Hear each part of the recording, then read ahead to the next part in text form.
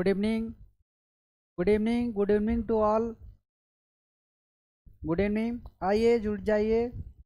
जैसा कि आप जानते हैं, हमने प्रीवियस क्लास में ज्योमेट्री का बेसिक देखा था और उसके बाद जो है लाइन एंड एंगल का क्वेश्चन किया था, है ना। उसके बाद हम फिर से कंसेप्ट को देखेंगे, क्वेश्चन को करेंगे। ठीक है, ये बेसिक चैप्टर है, इसमें से हम लोग जानेंगे क्या, आइए जानते हैं। ठीक है, देखिए ज्योमेट्री जो चैप्टर है वो बेसिकली क्या है कि एक बड़ा चैप्टर माना जाता है। ज्योमेट्री जो है एक बड़ा चैप्टर माना जाता है और इस चैप्टर से एग्जाम में जो है वो बहुत ज़्यादा क्वेश्चन पूछा जाता है एक ही चैप्टर से। लेकिन ये चैप्टर इतना बड़ा है, इतना ज़्यादा कंसेप्ट है इसमें, बहुत ज़्यादा। ठीक है, ये चैप्टर बड़ा है और बड़ा होने के साथ साथ इससे क्वेश्चन भी ज़्यादा पूछा जाता है। तो देखिए बेसिकली यदि हम इस चैप्टर में बात करें तो कौन कौन सा चैप्टर बेसिकली हम देखेंगे इसमें, मेजर चैप्टर जो होगा। बाकी छोटे छोटे चैप्टर यदि सब टॉपिक्स को भी काउंट करेंगे, जैसे पहला जो चैप्टर हम इसमें देखेंगे वो and line lines and angles lines and angles lines and angles के बारे में जानेंगे इसमें। ठीक है, इसमें हम किसके बारे में जानेंगे, लाइन्स एंड एंगल्स के बारे में। किसके बारे में, लाइन्स एंड एंगल्स के बारे में। लाइन्स एंड एंगल्स के बारे में जानेंगे।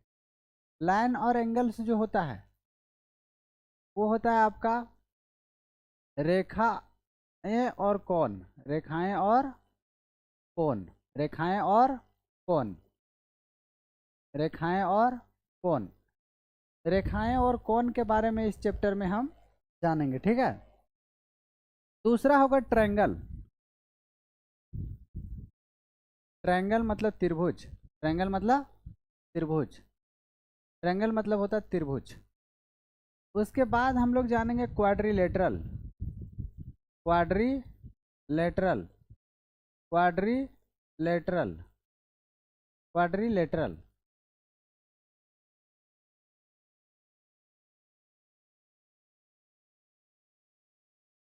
क्वाड्रिलेटरल चतुर्भुज। इसमें 5 टाइप के होते हैं, रेक्टेंगल, स्क्वायर, रोम्बस, ट्रेपीजियम। ठीक है, सभी के बारे में हम लोग जानेंगे। पैरेललोग्राम। फिर उसके बाद आएगा आपका सर्कल, सर्कल हो जाएगा वृत्त। ठीक है, उसके बाद आपका आ जाएगा पॉलीगन, पॉलीगन, पॉलीगन क्या आएगा, पॉलीगन, पॉलीगन, पॉलीगन बहुभुज। ठीक है, तो बहुभुज के बारे में इस चैप्टर में हम जानेंगे। ठीक है, हाँ। तो इसके बाद जो है ये चैप्टर जो है, इसमें से यदि बेसिक बेसिक शुरुआत में हम बात करें तो पहला लाइन्स एंगल्स आएगा, लाइन्स एंड एंगल्स आएगा। ठीक है, उसके बाद हम जानेंगे साइन रूल और कोसाइन रूल के बारे में, साइन रूल और cosine rule, sine rule cosine rule, interior और एक्सटीरियर एंगल से रिलेटेड क्वेश्चन जो है इसमें आएगा। उसके बाद similarity of triangle, similarity of a triangle, triangle की समानता से रिलेटेड जो है वो हम लोग इसमें से देखेंगे। और ट्रायंगल का कॉन्ग्रुएंसी देखेंगे, triangle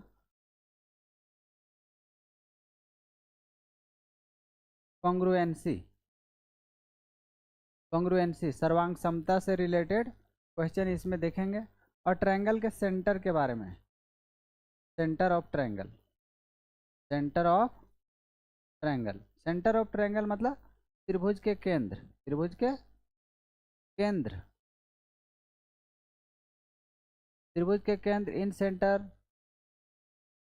in centre, circumcentre, orthocentre और सेंट्रॉइड, ये सब चैप्टर हम लोग इसमें जानेंगे। सर्वांग समता का चिन्ह होता है ये, ठीक है।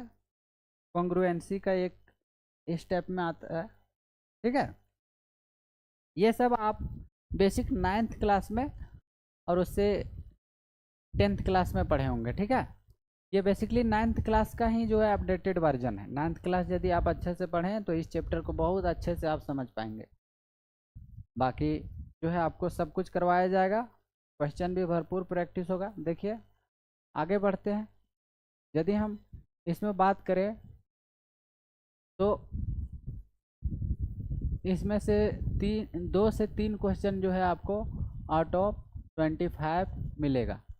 सीपीयू, इसमें भी आपको जो है वो 3 से 4 क्वेश्चन जो है आउट ऑफ 50 देखने को मिलेगा, ठीक है। अगर एमटीएस का बात कर लें तो एमटीएस में भी आपको 2-3 क्वेश्चन जो है आपको देखने को मिल जाएगा आउट ऑफ 20 में, ठीक है। सीएचएसएल का भी वही कहानी है, 2 से 3 क्वेश्चन रहेगा, ठीक है। हाँ, सीडीएस में एक बड़ा ये एग्ज़ाम होता है, इसमें समझ लीजिए कि 25 से 30 क्वेश्चन आपको देखने को मिलेगा एक ही चैप्टर से, एक ही चैप्टर से, ठीक है, एक ही चैप्टर से, ठीक है। और बाकी छोटे मोटे स्टेट एग्जाम में जो है इसका ऑन एवरेज 2 से 3 क्वेश्चन पकड़ लीजिए कि पीटी के एग्ज़ाम में। मेंस में जो है आपका अब सीजीएल सीएचएसएल दोनों में मेंस होने लगा है, सीजीएल सीएचएसएल दोनों में मेंस होने लगा है, तो 3 से 4 क्वेश्चन जो है आपको आउट ऑफ 30 क्वेश्चन देखने को मिलेगा, ठीक है। ये हो गया वेटेज का बात। अब हम इसको कैसे पढ़ेंगे, तो बेसिक से जो बेसिक चैप्टर है लाइन एंड एंगल, जैसे यहाँ पे देखिए, यहाँ पे हम बात कर लें ज़रा सा कि परपेंडिकुलर का साइन ये होता है, ये होता है परपेंडिकुलर का साइन। परपेंडिकुलर कहीं पे लिख दें, इसका मतलब क्या समझेंगे आप? परपेंडिकुलर का मतलब है कि 90 डिग्री है। अब ये पैरेलल का साइन होता है, पैरेलल लाइन, पैरेलल लाइन का सिंबल ये इस टाइप में होगा, ठीक है। और यदि इस तरीके से हम बना दे तो ये हो जाएगा आपका स्ट्रेट एंगल, स्ट्रेट एंगल,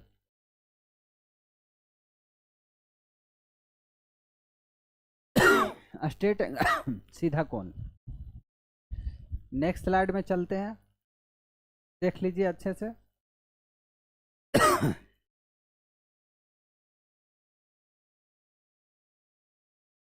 आगे बढ़ रहे हैं हम, ठीक है, बढ़ जा रहे हैं आगे। देखिए यहाँ पे अब हम लिखेंगे क्या, कोलिनियर पॉइंट। अब कोलिनियर पॉइंट क्या होता है? हिंदी में इसको बोलते हैं संरेख बिंदु। क्या बोलते हैं? संरेख बिंदु। तो संरेख बिंदु जो होगा वो क्या होगा, उसके बारे में हम जानते हैं।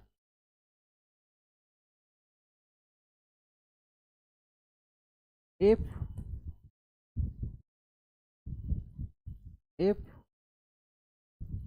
two or more point situated situated on a straight line. एक स्ट्रेट लाइन में क्या होगा,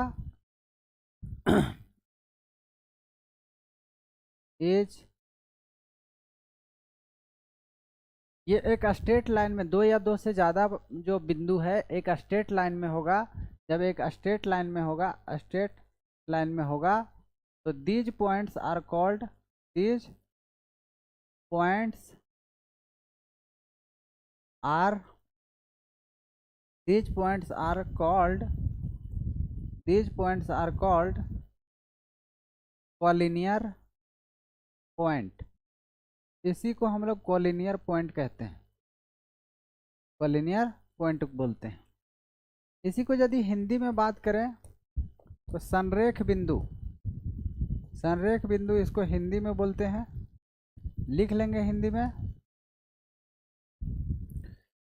जब दो या दो से अधिक बिंदु एक सरल रेखा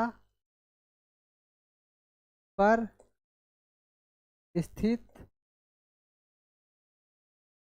होती है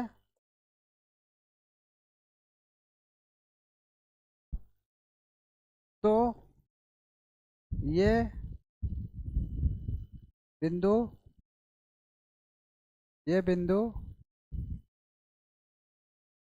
संरेख बिंदु कहलाते हैं। ठीक है, संरेख बिंदु कहलाते हैं। जैसे यहाँ पे एक लाइन खींचे हम, ए और बी, ए और बी हम एक लाइन खींचे। यहाँ पे हम एक पॉइंट दे दिए, एक बड़ा सा बिंदु बना दिए, यहाँ पे एक बिंदु बना दिए और यहाँ पे एक बिंदु बना दिए, और इसका नाम हम दे दिए पी क्यू आर। तो देखिए, जो पी बिंदु है, क्यू बिंदु है और आर बिंदु है, वो सेम स्ट्रेट लाइन पर है कि नहीं? ऑन सेम स्ट्रेट लाइन, यानी सेम स्ट्रेट लाइन पर है, ये सेम स्ट्रेट लाइन पर है, एक सीधा रेखा में ही स्थित है तीनों बिंदु। और जब कोई लाइन पर बहुत सारा उसी लाइन पे बिंदु स्थित हो तो उसी को हम लोग कॉलिनियर पॉइंट बोलते हैं, संरेख बिंदु बोलते हैं। जब कोई लाइन पे बहुत सारा बिंदु, बहुत सारा पॉइंट जो है वो लाई करता है तो हम क्या बोलते हैं? उसको कॉलिनियर पॉइंट कहते हैं। इसी का ऑपोजिट हो जाएगा नॉन कॉलिनियर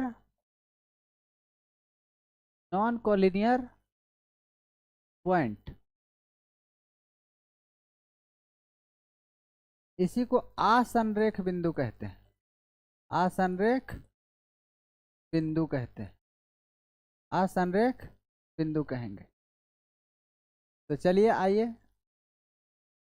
क्या बोलता है?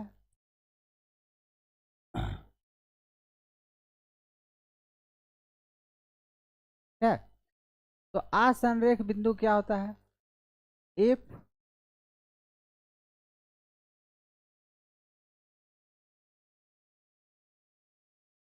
इफ टू और more points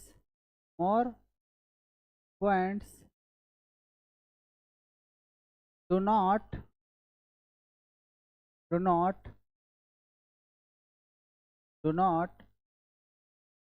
situated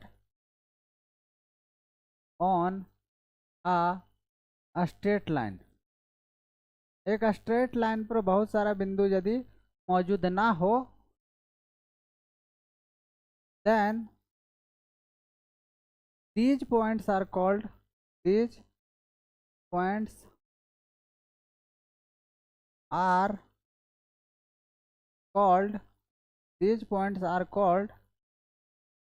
non collinear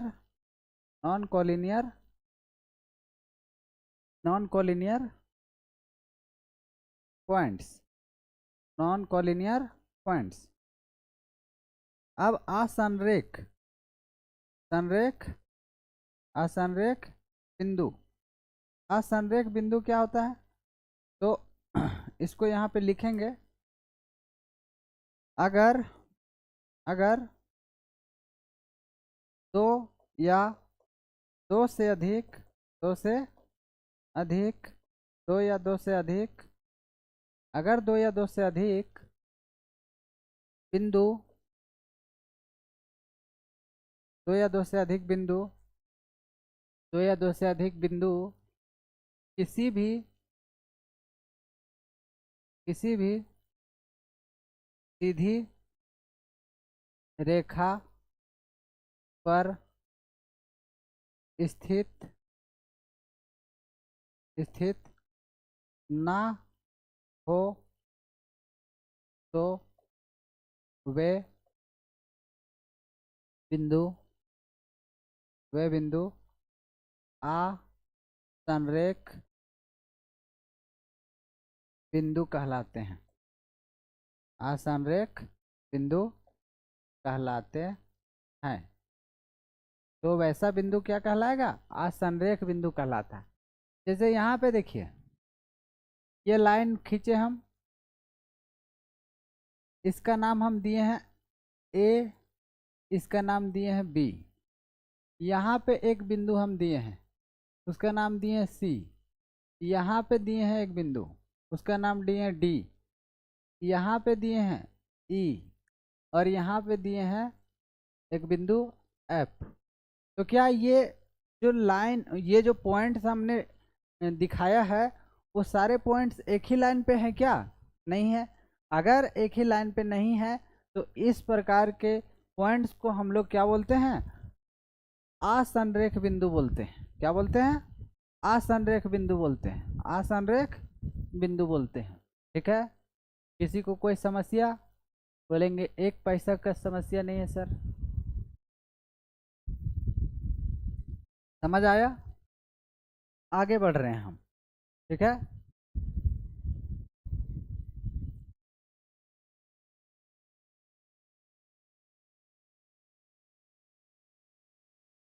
अब देखिए, यहीं पे हम जानेंगे, एक होता है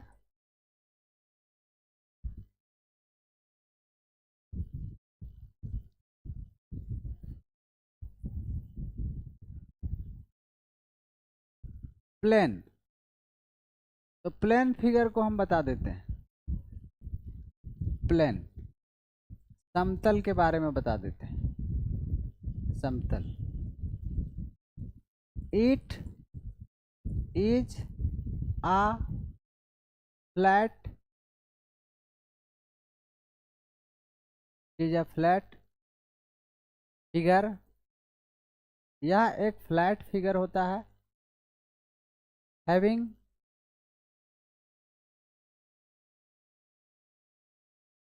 लेंथ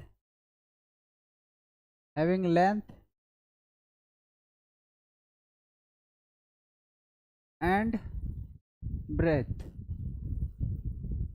both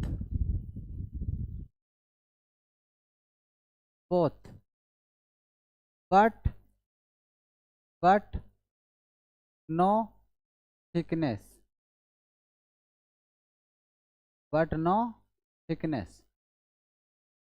मतलब समतल के बारे में हम चर्चा करेंगे। तो समतल क्या होता है?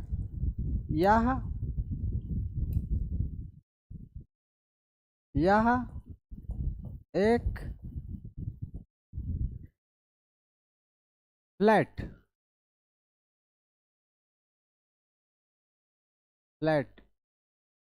मतलब हो गया सपाट सपाट आकृति है।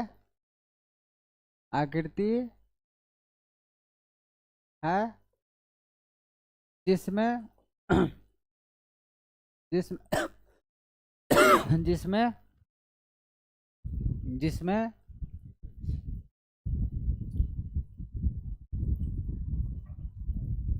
जिसमें लंबाई और चौड़ाई दोनों होती है। लेकिन मोटाई नहीं होती है, नहीं होती है, वह समतल कहलाती है। और it can be extended all direction, इसको हम जो है सभी डायरेक्शन में बढ़ा सकते हैं, सभी डायरेक्शन में इसको बढ़ा सकते हैं। जैसे आपका मन है तो इधर बढ़ा लीजिए, आपका मन है तो इधर बढ़ा लीजिए, इधर आपका मन है तो बढ़ा लीजिए, इधर बढ़ा लीजिए। तो ये एक ऐसा फिगर होता है जिसको आप किधर भी बढ़ा सकते हैं, ठीक है। ऑल डायरेक्शन में ये जो है बढ़ सकता है, घट सकता है। लेकिन यह एक फ्लैट फिगर होता है जिसमें लंबाई होती है और चौड़ाई होती है, लेकिन कोई मोटाई नहीं होती है। इसी को हम लोग क्या बोलते हैं, प्लेन फिगर कहते हैं। क्या बोलते हैं, प्लेन फिगर, ठीक है। अब हम यहां से देखेंगे क्या, यहीं से हम देख लेते हैं एक पॉइंट और। अब ट्रायंगल के बारे में चर्चा करेंगे, इसके बारे में, ट्रायंगल के बारे में। अगर ट्रायंगल का चर्चा करते हैं तो ये है ट्रायंगल आपका, क्या है, ट्रायंगल ए बी और ये सी, ठीक है, ए बी सी। तो ट्रायंगल को डिफाइन हम कर लेते हैं जरा सा।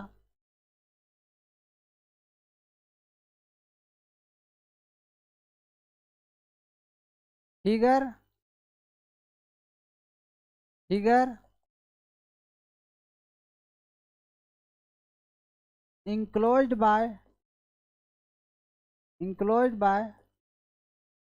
three figure enclosed by three sides या तो लाइन सेगमेंट।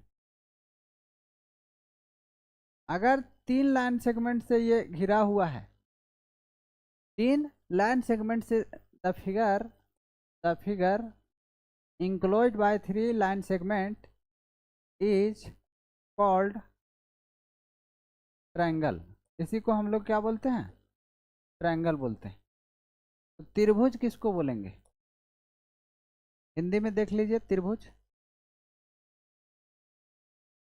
तीन भुजाओं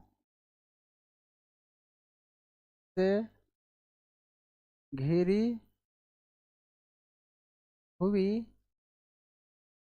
बंद आकृति को बंद आकृति को बंद आकृति को त्रिभुज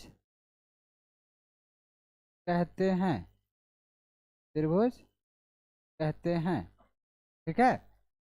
तीन भुजाओं से घिरी हुई आकृति को त्रिभुज कहते हैं।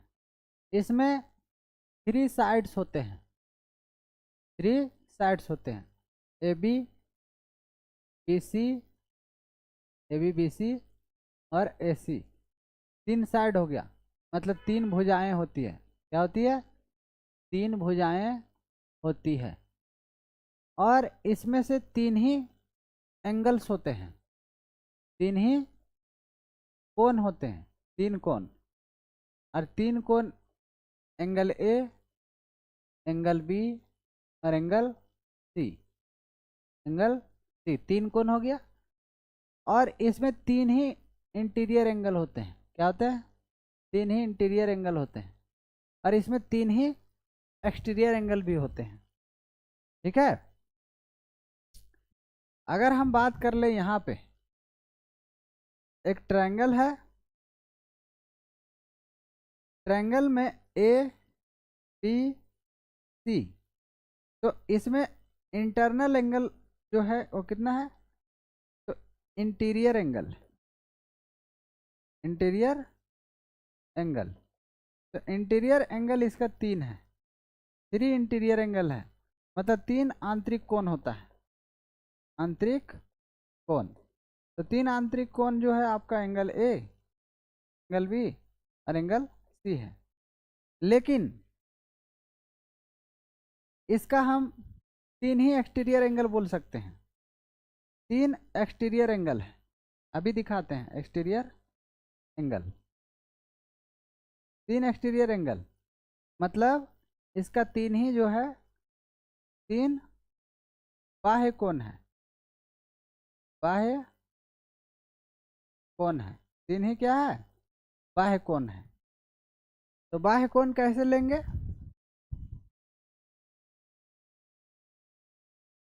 जैसे देख लीजिए जरा, 3 बाह्य कोण कैसे लेंगे। जैसे ये हम ट्रायंगल बनाए, बना दिए, बना दिए। अब इसी चीज को हम इधर खींचेंगे, इधर, ठीक है। ये ऊपर चला जाएगा और ये नीचे चला आएगा। तो इसका तो नाम हम ए रखे थे, इसका नाम हम बी रखे थे, इसका नाम सी रखे थे। तो देखिए बाहर का एंगल बन रहा है, इधर भी बाहर एंगल बनेगा और इधर भी बाहर का एंगल बन जाएगा। तो जो बाहर बना है एंगल 1 2 3, 3 ही तो जो है बाहर का कोण है और 3 ही अंदर का कोण है। तो अंदर का कोण जो होगा वो हम ब्लू कलर से दिखा रहे हैं। और त्रिभुज के तीनों इंटरनल एंगल जो होता है वो मिलके कितना होता है? 180 डिग्री होता है। क्वेश्चन भी इस पर किए हैं, ठीक है। तो sum of all interior angle of a triangle is always 180 degree. त्रिभुज के सभी आंतरिक कोणों का योग कितना होता है? 180 डिग्री होता है स्टूडेंट्स, ठीक है। बोलेंगे जी सर। अब यहां से देखिए जरा सा आगे बढ़ जा रहे हैं हम, ठीक है। यहां से छोटा सा पॉइंट आपको जानना है, कोइंसिडेंट लाइन। क्या जानना है? Coincident line. अरे ये कोइंसिडेंट लाइन क्या होता है? मतलब ऐसा लाइन जो एक ही बिंदु पे लाई करता है, एक ही लाइन पे लाई करता है। अलाइन, अलाइन that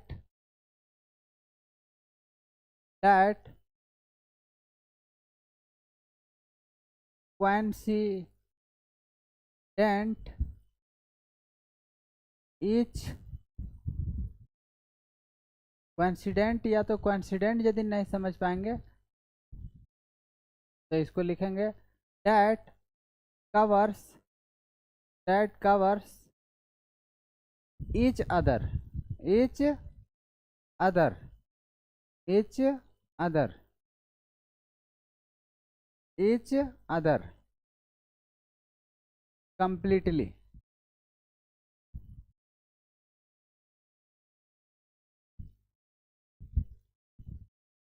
completely, ठीक है। कोइंसिडेंट लाइन, ठीक है। इसी को हम बोलेंगे क्या? ऐसा, ऐसा, ऐसी रेखा जो, ऐसी रेखा जो एक एक दूसरे को ढक देती है, वह कोइंसिडेंट। कोइंसिडेंट को हिंदी में क्या बोलेंगे देख रहे थोड़ा सा।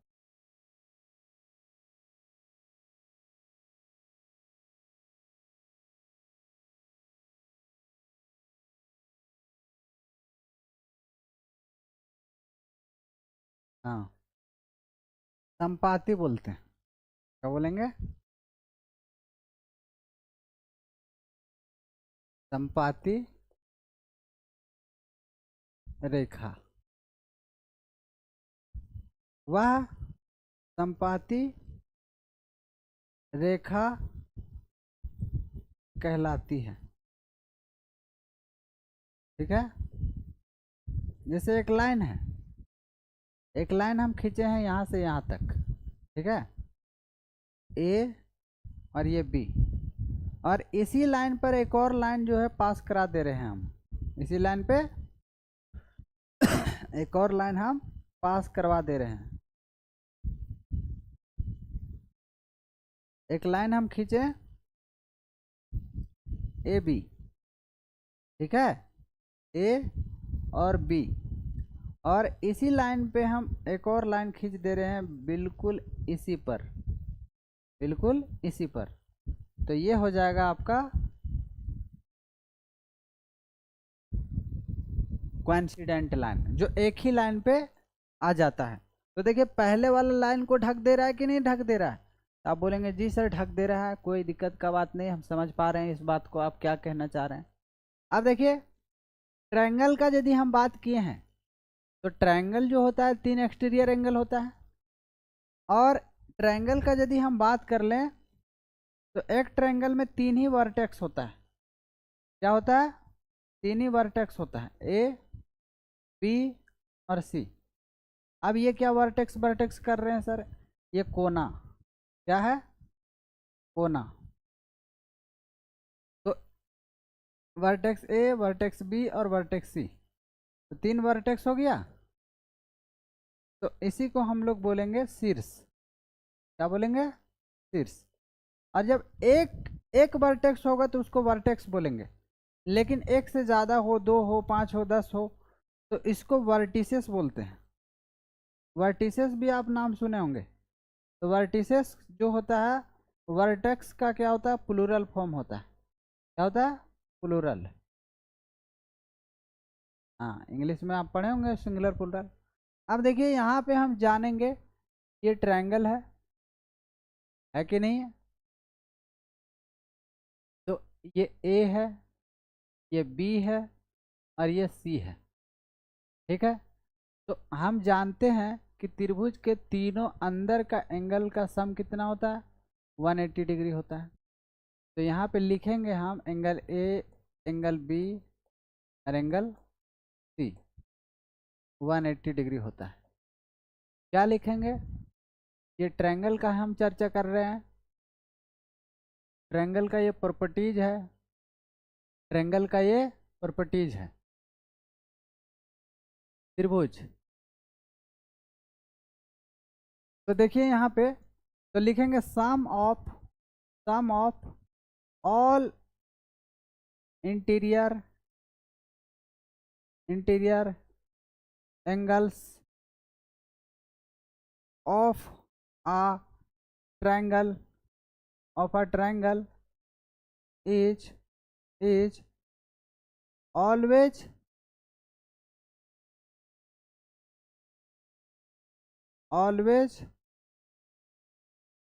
180 डिग्री, ठीक है। मतलब त्रिभुज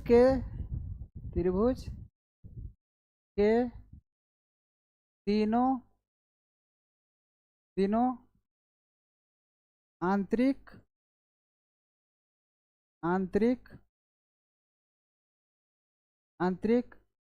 कोनों की माप 180 डिग्री होता है। आइए हम यहाँ से जानने का कोशिश करते हैं कि त्रिभुज के तीनों कोनों का माप कितना होता है। 180 डिग्री होता है। तो इस चीज को हम क्या करेंगे? प्रूफ करेंगे। और इस चीज को प्रूफ करने से पहले आपको जानना है कि ये अल्टरनेट एंगल होता है। अगर यहाँ पे थीटा है तो ये भी आपको थीटा बनेगा, ठीक है। अगर ऐसे बना दे फिगर तो भी यहाँ थीटा बनेगा, तो ये थीटा बनेगा, ठीक है। मतलब ये एंगल यहाँ वाला और यहाँ वाला बराबर होगा। और ये होता है आपका स्ट्रेट लाइन। क्या होता है? स्ट्रेट लाइन पर बना हुआ एंगल 180 डिग्री का होता है। और ये है आपका vertically opposite angle, VOA, vertically opposite angle. मतलब जो एंगल ये रहेगा वो एंगल ये रहेगा। ठीक है, अब मान लीजिए कि ये यहाँ से लेकर यहाँ तक 180 होना चाहिए, तो ये वाला और ये वाला दोनों क्या हो जाएगा, 180 डिग्री माइनस थीटा हो जाएगा। तो ये हो जाएगा आपका 180 डिग्री माइनस थीटा हो जाएगा। बोलेंगे जी सर हम समझ गए ये बात। तो हम सभी जानते हैं कि त्रिभुज के तीनों कोनों आंतरिक कोनों का योग कितना होता है, 180 डिग्री होता है, सभी कोई जानते हैं। अब देखिए एक फिगर हम बना रहे हैं, ये फिगर बना दिए हम। इस फिगर में इसका नाम जो है हम ए दे दिए, इसका नाम बी दे दिए, इसका नाम सी दे दिए, और ये बी सी जो है इसी का पैरेलल से इसको प्रूफ करने के लिए हम इधर से एक जो है वो पैरेलल लाइन खींच दिए, जो BC का पैरेलल है। ठीक है, BC का पैरेलल है। तो हम सभी जानते हैं कि अगर ये एंगल C है, ये एंगल C है, तो क्या ये Z फिगर नहीं बना रहा है, ऐसे बनेगा तो Z, ये C है तो ये भी C होगा कि नहीं। अब ये अंदर का एंगल है तो ये वाला A तो पहले से ही था, और इधर से Z देखिए ऐसे बन रहा है कि नहीं बन रहा, ऐसे। ठीक है, ये Z बन रहा है, मतलब यहाँ का एंगल यदि B है, यहाँ का एंगल यदि B है तो ये भी एंगल B हो जाएगा। ठीक है, अब देखिए यहाँ से क्या लिखेंगे, angle C equal to angle C हो जाएगा, और angle P equal to P हो जाएगा। कैसे, by alternate angle, alternate angle से। ठीक है, इसमें भी B equal to B by alternate angle, मतलब एकांतर कोण से,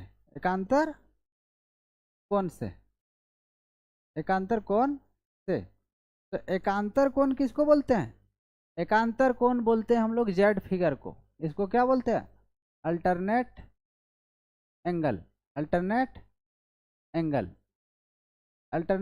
को हम लोग क्या बोलते हैं, एकांतर कोण।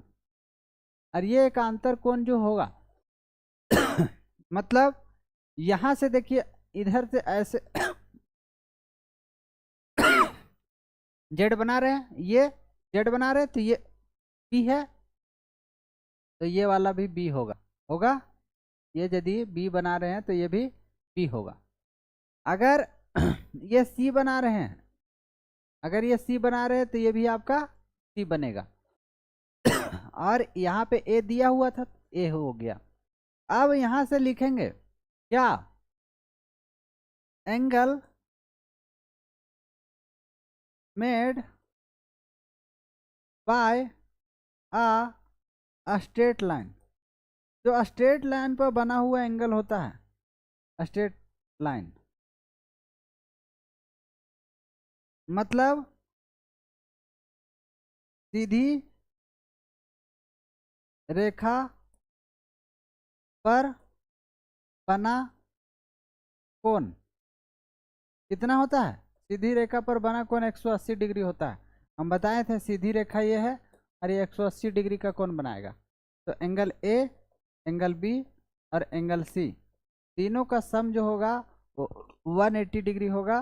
बोलेंगे जी सर हम इस बात को बहुत अच्छे तरीके से समझ गए हैं, यही चीज़ इसका ट्रायंगल का प्रूफ था, और यही बच्चा लोग जो है वो 9th क्लास में पढ़ता है। अब बोलेंगे सर 9th क्लास का है तो आप हमको क्यों बताएं, इतना ही चीज़ जो है कितना बच्चा नहीं जानता है। यही बात जो है वो पूरा 25 साल 20 साल के उम्र से ज़्यादा हो गए हैं, और अभी तक इतना ही बात बहुत कोई नहीं जानते। तो नहीं जानते हैं ये दिक्कत बात नहीं है, दिक्कत ये है कि अगर पढ़ने के बावजूद नहीं जान पाते हैं तो आज के डेट में जो है डिग्री का कोई महत्व रहा नहीं। डिग्री एक कागज़ है, वो सिर्फ बताता है कि आप पढ़े लिखे हैं, लेकिन सच में आप पढ़े लिखे हैं वो आपका हुनर बताएगा, आपका टैलेंट बताएगा। ठीक है, तो हालांकि हम इसके बारे में ज़्यादा बोलेंगे नहीं, लेकिन फिर भी इसको आप जान लेंगे। ठीक है, आप बोलेंगे कितना जो है इसको कॉम्प्लिकेटेड कर दिए फिगर को, तो आप जो है समझते हुए चलेंगे तो बहुत अच्छे से समझ जाएंगे। ठीक है, अब आगे बढ़ रहे हैं, आगे बढ़ जा रहे हैं हम। अब देखिए ये ट्रायंगल है।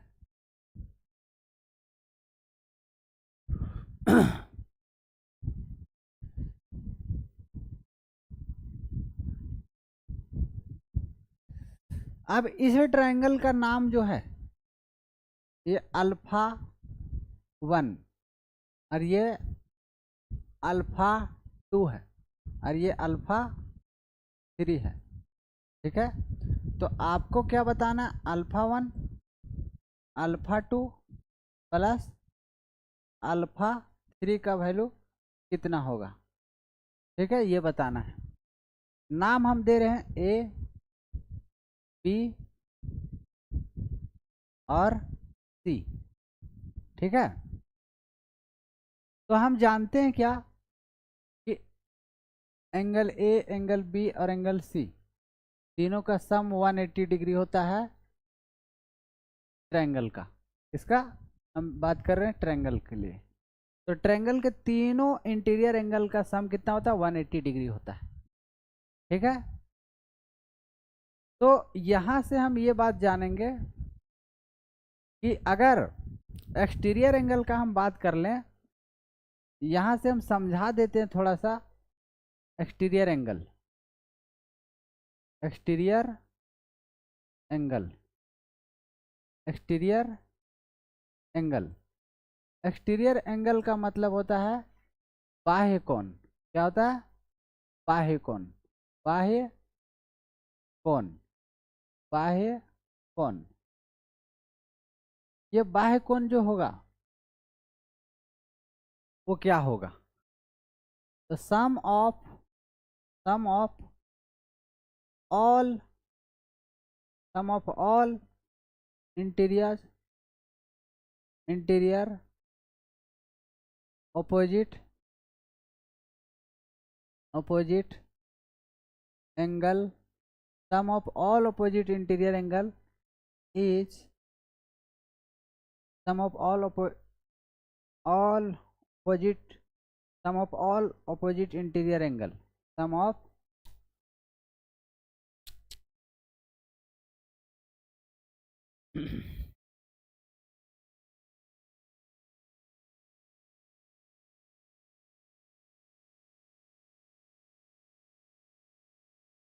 तो यहाँ लिखेंगे sum of all opposite interior angle, interior angle, interior angle. इसका मतलब एक्सटीरियर एंगल जो होगा वो किसके बराबर होगा, एक्सटीरियर एंगल जो होगा वो हमेशा सम ऑफ अपोजिट इंटीरियर एंगल के बराबर होगा। मतलब बाह्य कोण जो होगा, बाह्य कोण जो होगा वो किसके बराबर होगा, अंत अभिमुख कोण के योग के बराबर, अंत अभिमुख कोण के योग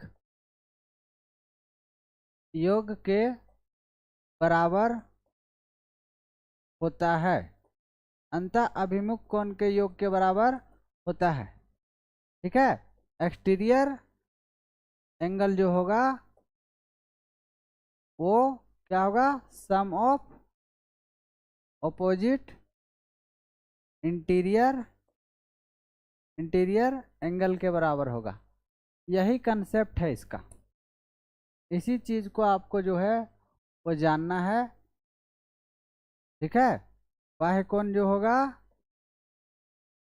बाह्य कोण वो हमेशा अंत अभिमुख कोण के योग के बराबर। ठीक है, जैसे यहाँ देखिए ये ट्रायंगल बनाए ट्रायंगल, बोलेंगे जी सर एकदम छोटा सा ट्रायंगल बना दिए आप। अब यहाँ से हम क्या करेंगे, इसको आगे बढ़ा दिए तो एक्सटीरियर एंगल बन गया। अब ये एक्सटीरियर एंगल जो बनेगा वो ये वाला और ये वाला, मतलब एंगल बी और एंगल ए दोनों के योग के बराबर होगा। ठीक है, एंगल बी और एंगल ए के बराबर होगा। अगर आप चाहेंगे इसको अच्छे से लिख सकते हैं आप, एंगल ए और एंगल बी के बराबर होगा। बोलेंगे कैसे होगा सर? तो हम सभी जानते हैं, क्या जानते हैं कि एंगल ए, एंगल बी और एंगल सी कितना होता है, 180 डिग्री होता है। अगर इस चीज़ को हम उधर लेकर जाएं तो क्या हो जाएगा, एंगल ए और एंगल बी जो होगा वो 180 डिग्री माइनस सी होगा, 180 डिग्री माइनस सी होगा, होगा कि नहीं होगा, 180 डिग्री माइनस सी होगा। ठीक है, और यहाँ पे देखिए यहाँ से जब चलेंगे तो ये पूरा का पूरा 180 डिग्री होगा, होगा होगा कि नहीं। तो इसी चीज को 180 डिग्री माइनस सी बोल रहे हैं। ये और ये चीज में कोई फर्क नहीं, चाहे तो ये बोलें चाहे तो ये बोलें, तभी हम समझा दे रहे हैं कैसे। तो एंगल ए और एंगल बी को जोड़ेंगे जब, तो वही 180 डिग्री माइनस सी के बराबर होगा। कैसे, तो यहां से देखिए ये वाला जो है वो यदि हम निकालेंगे तो क्या हो जाएगा, ये अंदर का एंगल यदि हम निकालेंगे तो ए बी सी, तो ये अंदर का एंगल निकालेंगे यदि तो ये क्या हो जाएगा 180 डिग्री माइनस त्रिभुज के तीनों आंतरिक कोण का योग 180 डिग्री होता है। अगर हम इसको निकालना चाह रहे हैं तो इसको और इसको जोड़ देंगे कि नहीं। और ये एंगल जो है उसको 1 मिनट के लिए हम क्या मान लेते हैं, 1 मिनट के लिए इस एंगल को हम 1 मिनट के लिए क्या मान लेते हैं, अल्फा मान लेते हैं। क्या मान लेते हैं, अल्फा मान लेते हैं इसको। ये एंगल जो है सी जो है 180 डिग्री। अब यहाँ पे ये इसको हम अल्फा मान ले रहे हैं। ठीक है, तो plus alpha equal to 180 degree. ठीक है, मतलब ये वाला एंगल और ये वाला बाहर का एंगल दोनों को जोड़ेंगे तो 180 डिग्री आएगा कि नहीं, ऐसे फिगर बनाएंगे तो आएगा। बोलेंगे जी सर समझ आ गया, मतलब आप इस एंगल को जोड़ रहे हैं और बाहर के एंगल को जोड़ रहे हैं और 180 कर रहे हैं। तो अब ये जो 180 है इधर आएगा, तो प्लस में है तो इधर माइनस में हो जाएगा। ये 180 डिग्री माइनस 180 डिग्री हो जाएगा। अब प्लस यहाँ पे अल्फा आ जाएगा। इसको हम बगल में समझा दे रहे हैं जरा सा। ठीक है, यहाँ पे समझा रहे हैं। अब ये क्या हो गया, यहीं से हम इसको समझा रहे हैं। ये 180 डिग्री माइनस ए हो गया, 180 डिग्री माइनस एंगल ए और एंगल बी, और यहाँ पे बाहर का एंगल को हम अल्फा माने बराबर 180 डिग्री। अगर इसको हम इधर ले आएंगे तो प्लस वाला माइनस हो जाएगा कि नहीं हो जाएगा, बोलेंगे जी सर हो जाएगा। और इस ए प्लस बी जो है उसी को हम क्या करेंगे, ओ साइड ले जाएंगे, तो माइनस वाला प्लस हो जाएगा कि नहीं हो जाएगा, जिधर तीर लगा रहे हैं उधर जा रहा है। ठीक है, तो 180 डिग्री और यहाँ पे प्लस का अल्फा है और माइनस 180 डिग्री को इधर लेकर आएंगे और ये ए प्लस बी जो है उस साइड चला जाएगा। बोलेंगे हाँ सर, चला जाएगा। 180 और 180 कट जाएगा, तो यहाँ पे अल्फ़ा जो है वो क्या आ जाएगा, अल्फ़ा का वैल्यू जो है वो यहाँ पे ए प्लस बी के बराबर आ गया, एंगल ए और एंगल बी के बराबर आ जाएगा। ठीक है, तो यही बात है, बाहर का जो एंगल होगा वो किसके बराबर हो जाएगा, बोलेंगे जी सर, बाहर का जो एंगल होगा वो हमेशा किसके बराबर हो जाएगा, ए और बी के बराबर हो जाएगा। बाहर का एंगल ए प्लस बी जो है वो अल्फा के बराबर हो जाएगा, क्योंकि हम अल्फा को ही एक्सटीरियर एंगल माने हैं। तो बाहर का एंगल जो है वो क्या हो जाएगा, ए प्लस बी के बराबर हो जाएगा। ठीक है, और यदि हम यहीं से बोले कि 180 डिग्री माइनस सी, यदि हम इसी से प्रूफ करना चाहते हैं तो 180 डिग्री माइनस सी क्या होता है, 180 डिग्री माइनस सी, यदि 180 डिग्री माइनस सी बोलेंगे तो क्या होगा, ये सी है, यहाँ सी है, 180 डिग्री ये पूरा होता है। 180 में यदि सी को घटाएंगे तो 180 डिग्री में यदि सी को घटा देंगे ये पूरा में, मतलब ए बी सी तीनों होता है, और 180 में सी को घटा देंगे मतलब इसको घटाएंगे तो ए प्लस बी नहीं होगा, होगा, नहीं समझ पा रहे हैं क्या, जैसे यहाँ समझिए, एंगल ए, एंगल बी और एंगल सी 180 डिग्री होता है। अगर सी को उधर ले जाएंगे तो ए प्लस बी के बराबर नहीं होगा, होगा कि नहीं, होगा। और 180 डिग्री माइनस सी क्या होता है, ए प्लस बी होता है, तो ए प्लस बी लिखे हैं। 180 डिग्री में यदि ये वाला सी घटा देंगे, ये 180 डिग्री था हमारा, 180 में सी को घटा देंगे तो हमारा क्या आ जाएगा, ए प्लस बी के बराबर आ जाएगा। अब देखिए ये 3 एक्सटीरियर एंगल दिया गया है, alpha alpha 1 plus alpha 2 plus alpha 3, तो इसका सम क्या होगा, तो अंदर का एंगल निकालिए, ये अंदर का एंगल, अंदर का एंगल क्या होगा, एक्सटीरियर एंगल जो होगा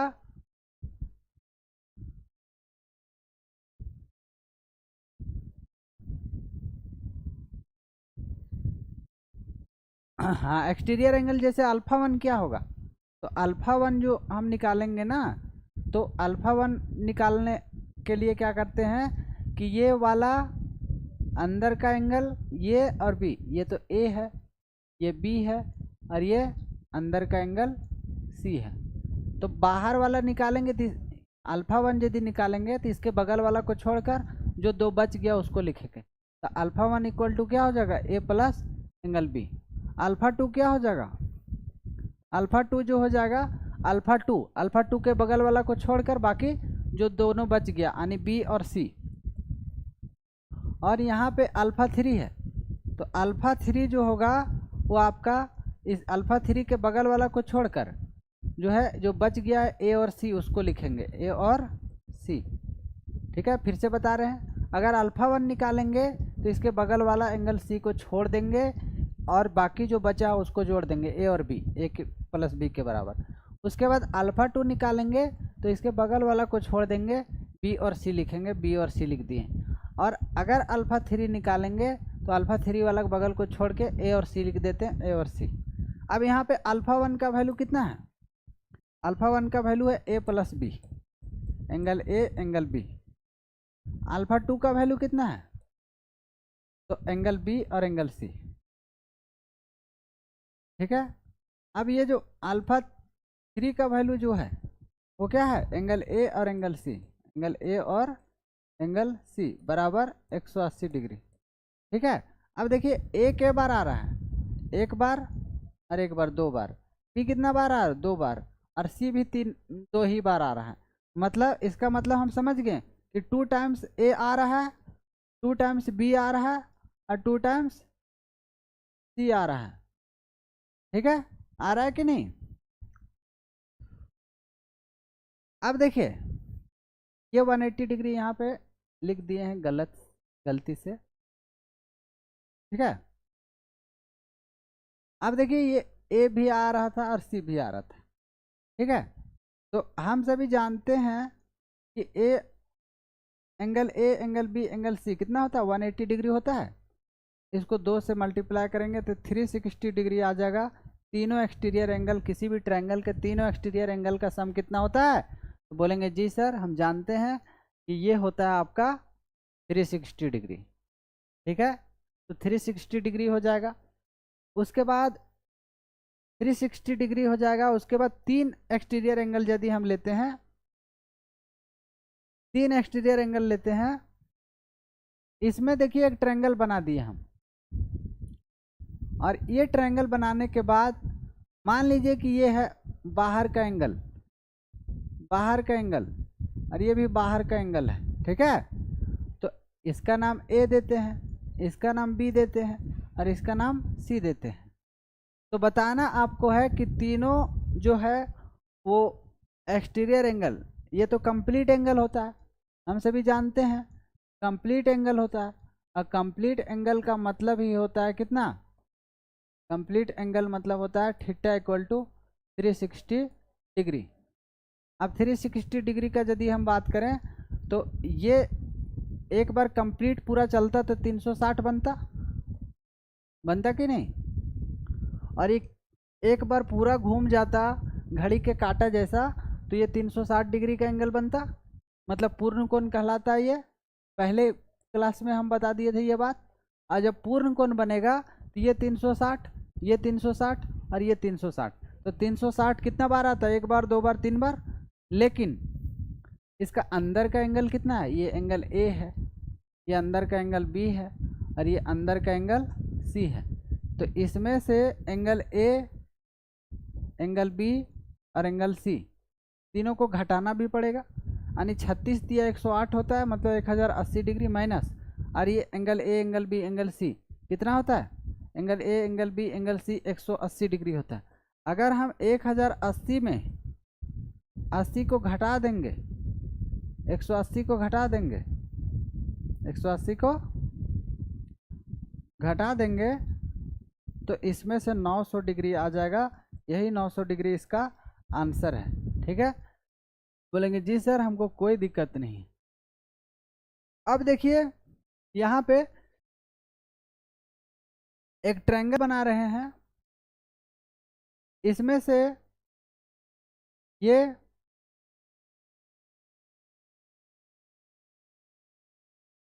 बना ले या ए बना ले। अगर हम इसका नाम ए दिए, इसका नाम ए दिए, इसका नाम हम पी दिए, और इसका नाम हम सी दिए, तो यहाँ पे देखिए ये जो एंगल बनेगा ना, ये जो एंगल बनेगा आपका बाहर का, ये एंगल किसके बराबर होगा? तो आप उछल के बोलेंगे सर हम जानते हैं कि ये वाला जो एंगल होगा वो इसके बगल वाला को छोड़कर, ये एंगल ए है, ये एंगल बी है, और ये एंगल सी है। तो इसके बगल वाला को छोड़ दीजिए और बाकी जो बच गया है उसको लिख दीजिए ए प्लस बी के बराबर होगा। उसके बाद बोलेंगे कि सर हमको जो है ये एंगल बताइए। तो ये एंगल निकालने के लिए क्या करेंगे? इसके बगल वाला एंगल को छोड़ देते हैं, इसके बगल वाला एंगल को छोड़ देते हैं, इसके बगल वाला एंगल जो है ए को छोड़ देंगे, बी प्लस सी के बराबर हो जाएगा, बी प्लस सी के बराबर हो जाएगा। अब बोलेंगे कि सर ये वाला एंगल हमको बताना है, बताइए तो ज़रा, ये बाहर का एंगल है ना, ये एंगल बताइए हमको। तो इसके बगल वाला को छोड़ दीजिए, ए और सी के बराबर हो जाएगा। ये वाला क्या हो जाएगा? एंगल ए और एंगल सी के बराबर हो जाएगा। बोलेंगे कोई बात नहीं सर, ये एक्सटीरियर एंगल है, हम समझ रहे हैं, और एक्सटीरियर एंगल का कंसेप्ट हमको बहुत अच्छा से आ गया। ठीक है, अब देखिए एक होता है आपका linear pair angle, linear pair angle, linear pair angle. ये लीनियर पेयर एंगल क्या होता है? रैखिक युग्म कोण, रैखिक युग्म कोण। ये हमेशा 180 डिग्री ही होगा। जैसे ये है, ये है, ये मान लीजिए थीटा है और ये अल्फा है, तो थीटा प्लस अल्फा जो है हमेशा 180 डिग्री बनाएगा। इसमें से जितना भी आप इसको भी डिवाइड कर दीजिए, आधा कर दीजिए, इसको भी 3-4 पार्ट में बांट दीजिए, मतलब एक बार ऐसे ही ना बनेगा, तो 180 डिग्री बनेगा। अब 4 लाइन खींचिए, 5 लाइन खींचिए, 1 लाख लाइन खींच लीजिए, लेकिन बनेगा तो 180 डिग्री का ही एंगल। इसी को लीनियर पेयर कहेंगे, इसी को लीनियर पेयर एंगल कहते हैं, इसी को लीनियर पेयर कहते हैं। अब देखिए एडजेसेंट एंगल, एडजेसेंट एंगल, अभी हम इसको डिफाइन नहीं कर रहे हैं, सिर्फ समझा दे रहे हैं। इसी को आसन कोण बोलते हैं, आसन कोण। आसन कोण का मतलब क्या है? आसन कोण का मतलब ये होता है कि एक लाइन ये है, एक लाइन ये है, 2 लाइन है, और इसी के ठीक बीचों बीच में एक लाइन हम पास करा दिए, इसी के ठीक बीचों बीच में एक लाइन हम पास करा दिए, जिसका नाम है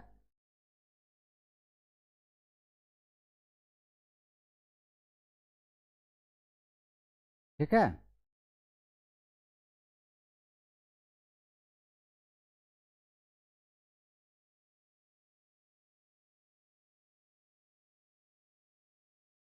ठीक है।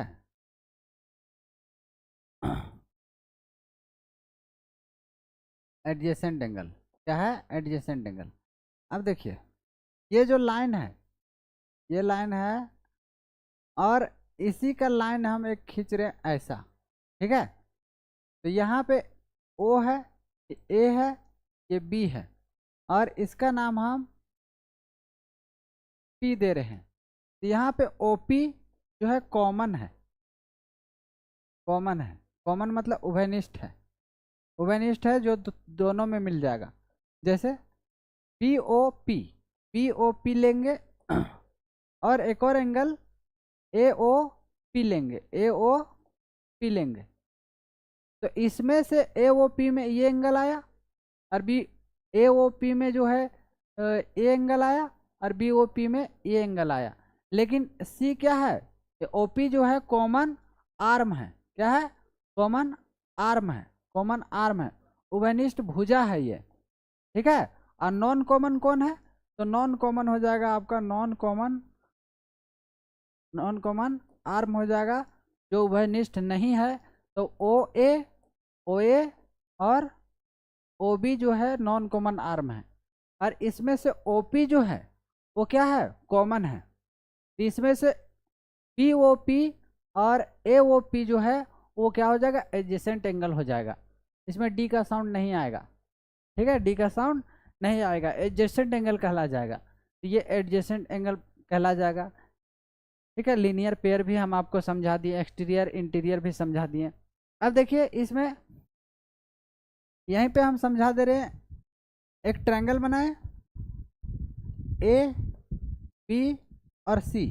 ए के सामने वाला को ए बोलेंगे, बी के सामने वाला को बी बोलेंगे, और सी के सामने वाला को सी बोलेंगे।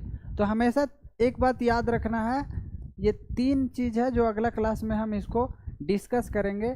जैसे ए प्लस बी जो होगा वो हमेशा सी, ए और बी जो है हमेशा सी से बड़ा होगा, बी प्लस सी जो है हमेशा ए से बड़ा होगा, और सी प्लस ए जो है वो हमेशा बी से बड़ा होगा। मतलब ये जो होता है वो सम होता है। और यदि हम एक ट्रायंगल का बात कर ले तो इसमें एक डिफरेंस वाला आता है, जिसमें मॉडुलस लगा हुआ रहता है, ए बी और ये सी है। तो ए माइनस बी वो हमेशा सी के बराबर होगा, ठीक है, या सी से छोटा होगा। उसके बाद बी माइनस सी हमेशा बी माइनस सी से ए बड़ा होगा, और सी माइनस ए से ये मॉडुलस लगा हुआ है। तो ये मॉडुलस लगने का मतलब ये हो जाता है कि हमेशा बी बड़ा होगा। मॉडुलस इसको बोलते हैं, क्या बोलते हैं? मॉडुलस। जो साइंस स्ट्रीम जिसका रहा है 11-12 में वो जानते होंगे। अगर हम माइनस एक्स लिखेंगे ना तो ये प्लस एक्स हो जाएगा, ठीक है। आप बोलेंगे प्लस एक्स लिखेंगे तो क्या होगा सर? प्लस का प्लस ही एक्स हो जाएगा। मॉडुलस के अंदर नेगेटिव चीज़ जब बाहर आएगा तो क्या हो जाता है? पॉजिटिव हो जाता है। समझ गए? बोलेंगे जी सर हम समझ गए ये बात। और ये 3 चीज़ें और हम समझा दे रहे, ए स्क्वायर बी स्क्वायर जो है सी स्क्वायर के बराबर होगा, तो ये राइट एंगल होगा। पिछले क्लास में भी हम इसको यूज किए थे, राइट एंगल ट्रायंगल होगा ये, राइट एंगल ट्रायंगल। और ए स्क्वायर प्लस बी स्क्वायर अगर बड़ा होगा सी स्क्वायर से तो इसको एक्यूट एंगल ट्रायंगल बोलते हैं, एक्यूट एंगल्ड ट्रायंगल। इसको न्यून कोण त्रिभुज बोलते हैं, इसको समकोण त्रिभुज बोलते हैं, इसको समकोण समकोण त्रिभुज बोलते हैं, इसको न्यून कोण त्रिभुज बोलते हैं, न्यून कोण त्रिभुज बोलते हैं। और एक होता है A square plus B square less than C square, तो ये हो जाएगा आपका obtuse angle triangle, obtuse angled triangle.